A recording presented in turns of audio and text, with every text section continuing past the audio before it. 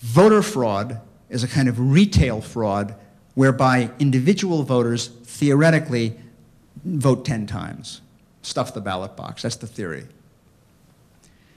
Election fraud, however, involves the centralized and systematic rigging of elections, the kind of thing that Richard Hayes Phillips writes about in this book. This is election fraud. And we're not talking about hundreds of votes, we're talking about often hundreds of thousands of votes, if not millions. Now let me tell you about something else that's going on right now that the press should be covering, and it's probably the most significant development vis-a-vis election integrity of the last 8 years, okay? There's a man named Stephen Spoonamore, S-P-O-O-N-A-M-O-R-E, Stephen with a P-H. Stephen Spoonamore is a whistleblower whose testimony is driving a lawsuit in Ohio, a RICO suit, a racketeering suit under Ohio law. He's a whistleblower with unimpeachable credentials, and I'll tell you what they are. He's a conservative Republican with a military background. He's not a liberal by any stretch of the imagination. He's also a former McCain supporter. And most importantly, he's a prominent and highly successful expert at the detection of computer fraud. That's his job. He has a company called Cybrinth, C-Y-B-R-I-N-T-H. And Cybrinth has among its clients the Secret Service, the government of China, various banks. They hire Spoonamore to help them determine how people are using computers to rip them off. Spoonamore has named the principal players in Bush-Cheney's election fraud conspiracy since 2000. He knows them personally, he's worked with them. He has named a man named Mike Connell. Mike Connell is Karl Rove's IT guru. He's Karl Rove's computer whiz, who was introduced to the Bush campaign, actually, and to Karl Rove by George Bush Sr. in 1999, and has been working with Bush Jr. and Rove ever since. He told Spoonamore that he has helped Bush Cheney to steal elections for all these years. His motivation, he says, has been to save the babies. Okay? And indeed, as Spoonamore has revealed, this is very interesting, most of the top players in the high-tech end of election fraud, the companies that make the voting machines, the companies that make the central vote tabulators, that make the hardware and the software that's used in elections, most of the individuals and families in ownership positions in this world are extreme Christianist militants who are ardently pro-life, see, and share this view that you got to do something about secular democracy because it's in the way of realizing a godly agenda. There's a guy named Jeff Averback who's also involved in this Karl Rove high-tech world. He happens to own an evangelical publishing company. This is amazing stuff. Now, Spoonamore named Connell. Connell has been subpoenaed.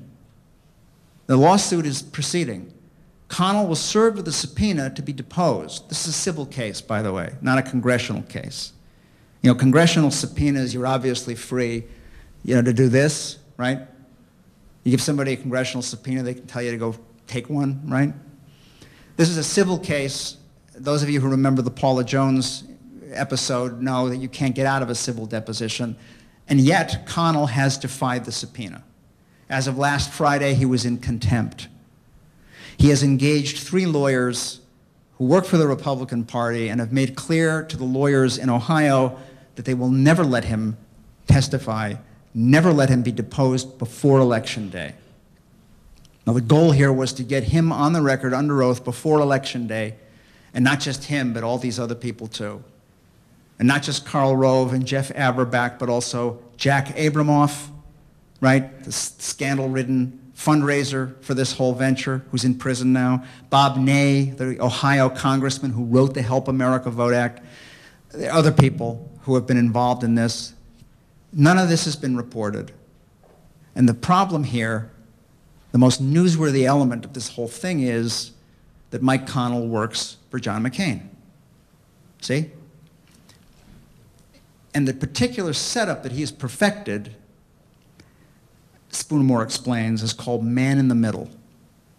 Basically what this involves is shunting election returns from the website of the Secretary of State, routing that data through a separate computer somewhere else, and then routing it back to the original site. But when it passes through that second computer, it's changed, it's altered. The lawyers and Spoonamore have demonstrated that there was a man-in-the-middle setup in Ohio in 2004. The data that came to Secretary of State Ken Blackwell's website in Ohio was routed through a computer in a basement in Chattanooga, Tennessee, that was under the control of Mike Connell's company, which is called GovTech Solutions.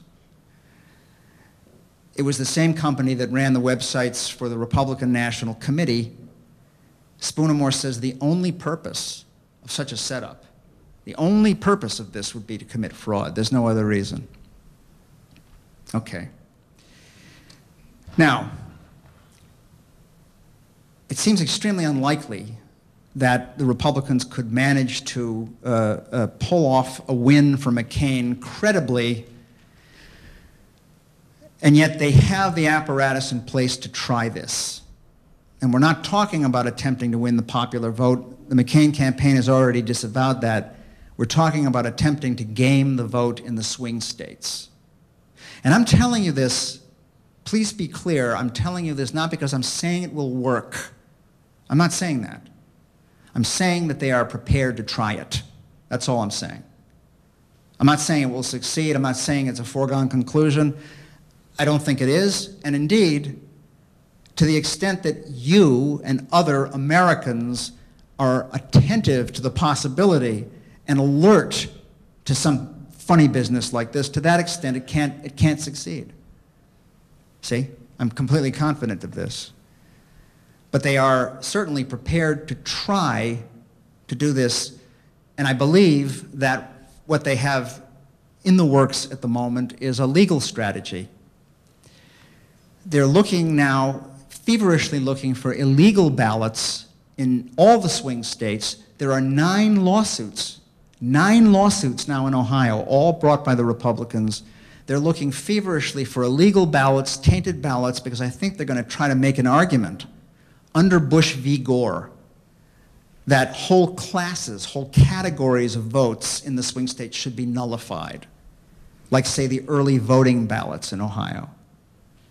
It's clear, I mean, I've discussed this with my friends in the election integrity movement who are lawyers. In fact, there's a great essay in Loser Take All about Bush v. Gore by a man named Paul Lato, who knows everything there is to know about election law, and he sees them preparing a move like this to try to litigate their way into an election victory for McCain, or failing that, to cast a giant shadow on an Obama presidency by making the argument that Obama stole the election. Thanks to Acorn, right, and all this. To the extent that we buy the propaganda about Acorn and Obama and all that, we will be inclined to think maybe that's true. But if we study the actual facts of the matter, we have to recognize that there's not a shred of truth to any of it. People who steal elections because they have to steal them. They steal them because they can't win legitimately. See? And let me say to you that it is absolutely crucial that we pay attention to this issue, and we pay attention to it now, and we go into this election with our eyes wide open. This is, without a doubt, the most important issue there is. Okay? I'm sure that you all have social and political issues that move you particularly. It may be the war. It may be economic justice.